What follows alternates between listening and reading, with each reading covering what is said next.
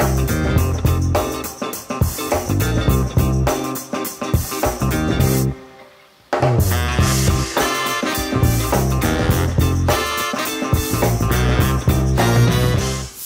माझ्या हातात उकडीचे मोदक बघताय.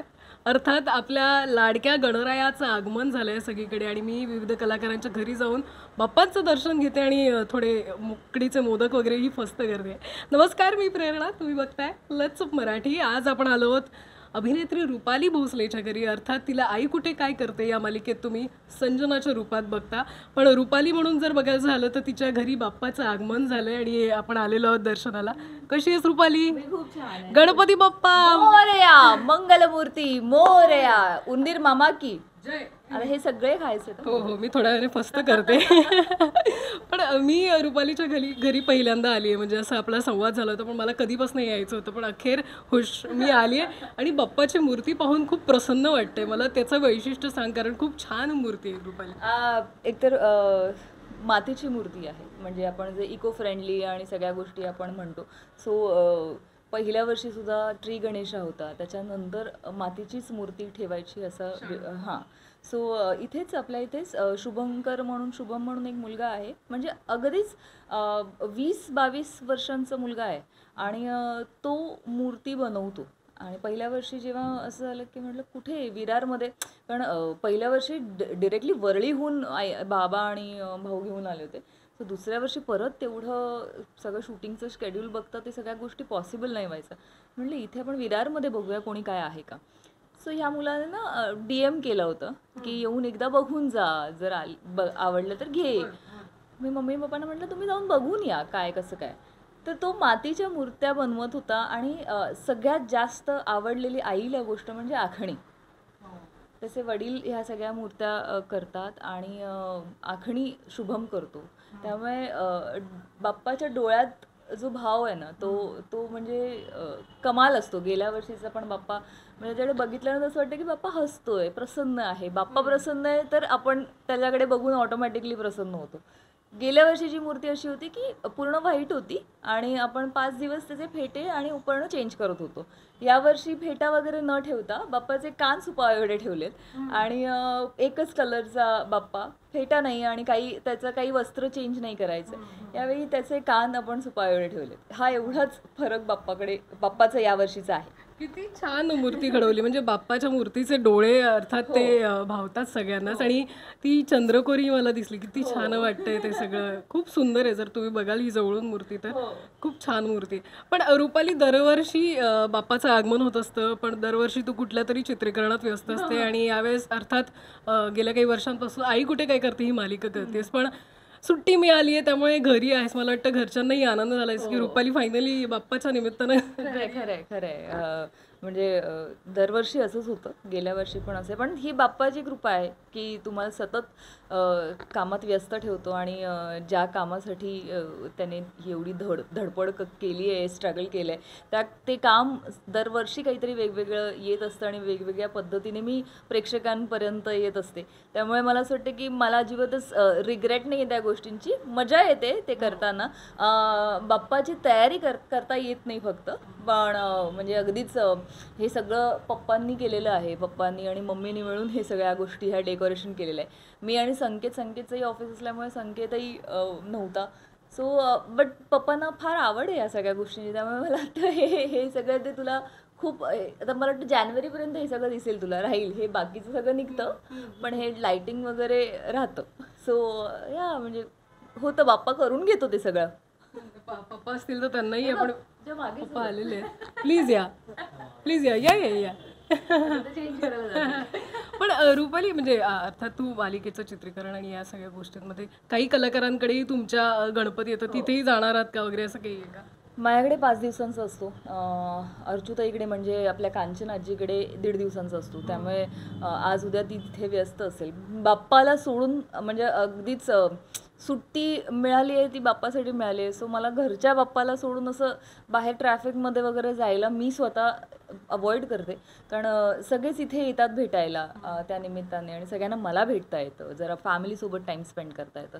नाहीतर 14 तास बाहेर आणि आता विरारहून रोज ठाण्याला जाणं वगैरे, त्यामुळे मी ठाण्यात शिफ्ट झाले. त्यामुळे मग ते खूप असं होतं की इथल्या इथे सुद्धा फॅमिलीपासून लांब राहणं असं होतंय. सो जेवढा वेळ मला इथे मिळेल तेवढा वेळ मी घालवते. सोशल मीडियावर तुझी रेसिपी मिस करतोय आम्ही. बरं. तर गणेशोत्सवात अर्थात तिथे तू रेसिपी नसेल टाकत तरी घरात बनत असेल ना काही काही? तर असंच केले, मोदक केले आता उकडीचे दुपारी. त्यामुळे संकेत आमचा व्हिडिओग्राफर असतोच, तर त्याने लगेच व्हिडिओ काढलाय. पण इथे नाही होत, कारण शूटिंगमुळे नाही मिळत, पॉसिबल होत नाही. ठाण्यात कधी तू सकाळी आलीस तर तुला दिसेल 8:30च्या कॉल टाईमला सुद्धा 7 वाजता उठून मी वरण भात भाजी पोळी हे सगळं करते. 7:30चा कॉल टाईम असला तरी 5 वाजता उठून हे सगळं करते मी. आई असतेच ऑन ऑफ, पण मग इथलंही बघायचं असतं, तिथलंही बघायचं असतं, तर तिची धावपळ होते. पण ऑन ऑफ ती असते, त्यामुळे जेव्हा ती असते तेव्हा गरम डबा येतो सेटपर्यंत. नसली की मग सकाळी उठून करायचं. आणि ते मीही एकदा कधीतरी चाखायला येईल ते.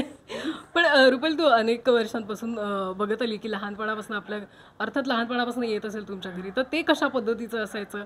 आणि तू म्हणतेस की भजन मंडळी वगैरे पण येतात संध्याकाळी, काय पद्धतीचे कार्यक्रम असतात या निमित्ताने? लहानपणी मामाकडे वगैरे यायचा गणपती, गावी असतो गणपती कोकणात. त्यामुळे लहानपणाची गंमत म्हणजे त्यावेळेला ना पडद्यावर सिनेमे वगैरे लागायचे, तर ते मैदानात जाऊन रुमाल ठेवणं किंवा ही माझी जागा वगैरे हे सगळं करणं, किंवा स्टेज परफॉर्मन्सेस करणं. सो पहिल्यांदा जेव्हा मी एल्फिस्टनला समोर अशी स्टेजवर जेव्हा नाचले होते, म्हणजे कोणीच आमच्या फॅमिलीत अशी हिंमत केली नव्हती जाऊन स्टेजवर वगैरे नाचायची. मी एकटीच होते, वाया गेलेली नाही, अतिउत्साही वाया गेलेली नाही, नाही तर लगेच तुम्ही थांबलेलेच असता की काय ही बोलते आणि मी काय लिहितोय खाली. म्हणजे पण बाकी कोणीच भावंड असं जाऊन स्टेजवर परफॉर्म करणं किंवा नटापटा हा प्रकार खूप कमी होता. पण मी जरा म्हणजे ओव्हरऑल फॅमिलीमध्ये वेगळी असल्यामुळे मी गेले आणि त्या बाळाचे पाय पाळण्यात दिसतात असं वगैरे झालं असावं कदाचित.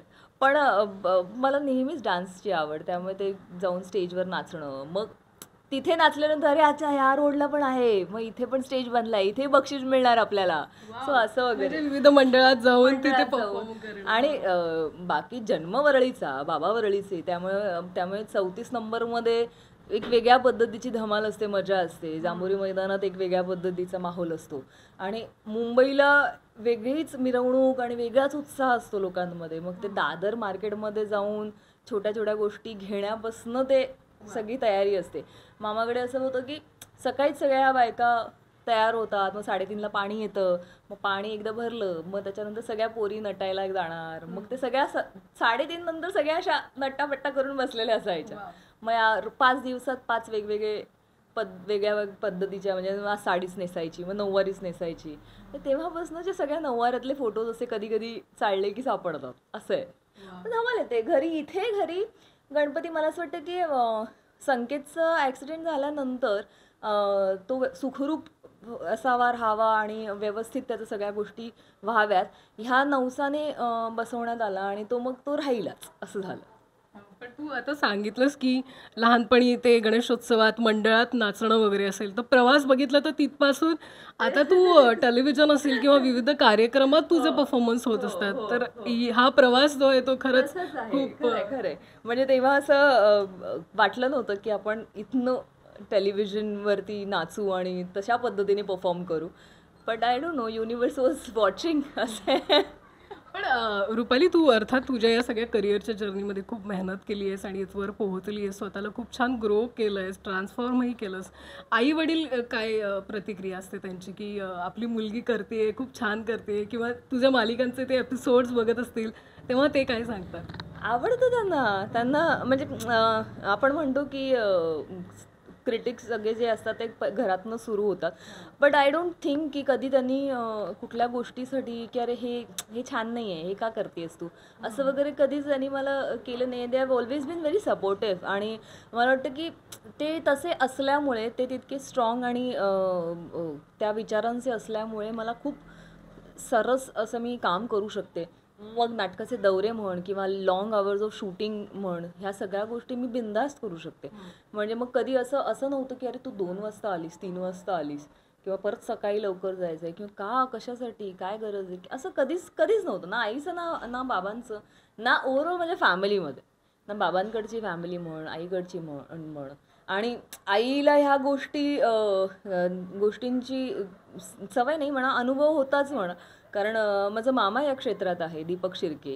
त्यामुळे तिला ते शूटिंग आणि ह्या सगळ्या गोष्टी तिला माहिती आहे. त्यामुळे तिचं कधी असं काही नव्हतं, असं कधीच नव्हतं, फॅमिलीचं कधीच नाही. उलट सुरुवातीला आई यायची माझ्यासोबत, काही अगदीच खूप सुरुवातीला, म्हणजे जेव्हा मी नवीन होते अगदीच, तेव्हा रस्ते माहीत नव्हते किंवा कुठे जायचं, कुठून कसं जायचं, मग ह्या सगळ्या गोष्टी करायला होते. मग वन्स तू एकदा उडी मारल्यानंतर तुझं पोहायचं, बाकी काही प्रॉब्लेम झाला आम्ही आहोतच, पण ते तुझा हा प्रवास तुला स्वतःला करायचा आहे, हे नेहमीचं शिकवण माझ्यासाठी म्हण किंवा संकेतसाठी हे असल्यामुळे कदाचित खूप स्ट्रॉंग आम्ही आहोत दोघेही.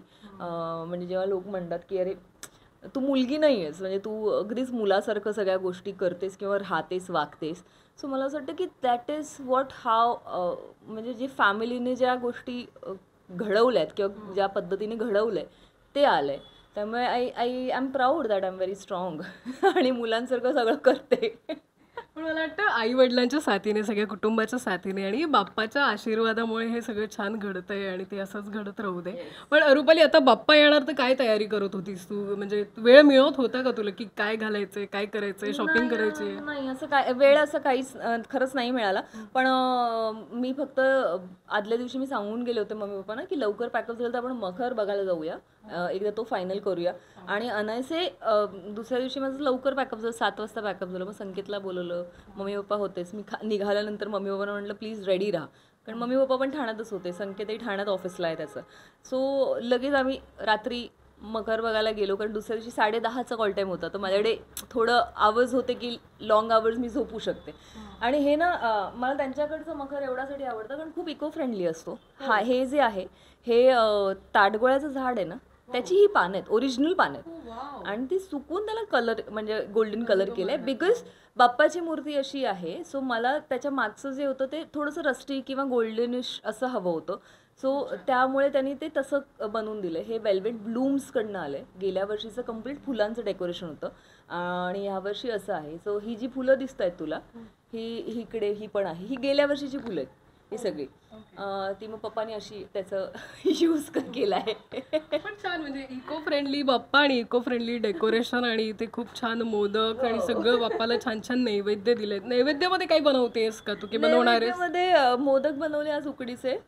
बाकी सगळा स्वयंपाक आईनेच केला होता, कारण ती आज 3 वाजता उठून तिने सगळ्या गोष्टी केल्या. कारण मग म्हणजे ज्या दिवशी बाप्पा विराजमान होतो त्या दिवशी खरंच खूप लेंदी प्रोसेस असते. मग ती पूजा सांगण्यापासनं त्याची स्थापना होईपर्यंत सगळ्या गोष्टी होतात.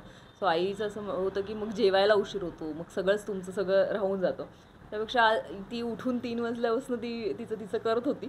सो मी आल्यानंतर मग बाबा काय अजून काय राहिलंय, काय आणायचंय काय नाही. सो येता मग आईसाठी गजरे घेऊन येणं किंवा काय असं, ह्या सगळ्या गोष्टी जेवढं जमलं मला येता करायला, त्या सगळ्या गोष्टी करत आले मग मी. खूप छान, आणि डेकोरेशनही खूप छान झालं आणि बाप्पाच्या आशीर्वादाने आणि तू बाप्पाच्या कृपेने अशीच पुढे जातं आणि खूप छान कर सगळं Rupali. Yes thank you so much. आणि बाप्पा तुझ्याही सगळ्या इच्छा पूर्ण करोत आणि सगळ्यांना बाप्पाने छान सुख समृद्धी आणि भरभराटी देवत आणि सद्बुद्धी देवत, हीच बाप्पाचरणी प्रार्थना. बोला गणपती बाप्पा मोरया, मंगल मूर्ती मोरया, उंदीर मामा की जय.